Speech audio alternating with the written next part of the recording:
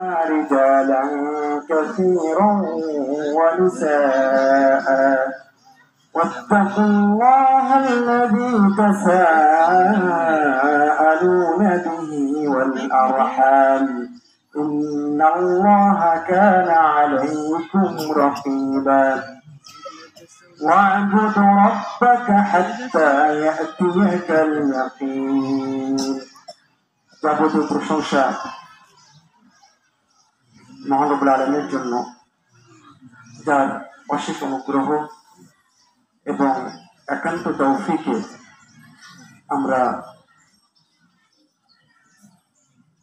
পূর্ণ একটি মাস রমাদান, এই মাসে সিয়াম, কিয়াম, দান, সাদকা কিছু ভালো কাজ করার মধ্য দিয়ে শেষ করতে পেরেছি এবং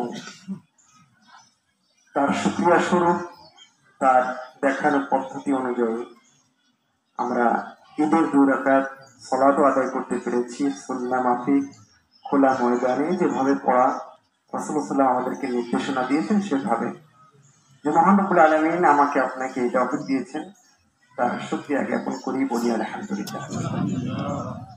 দুরূদ ও সালাম বর্ষিত হোক প্রিয় রাসূল নবী মুহাম্মদ সাল্লাল্লাহু আলাইহি ওয়াসাল্লামের উপর, যার আদর্শই মানবতাকে কেবলমাত্র মুক্তি দেওয়ার জন্য যথেষ্ট এবং যার আদর্শ থেকে বের হওয়ার কোনো সুযোগ নেই, যার আদর্শ ধরেই মানবতা মুক্তি পেতে পারে ইহকালে এবং মুক্তি পেতে পারে পরকালে।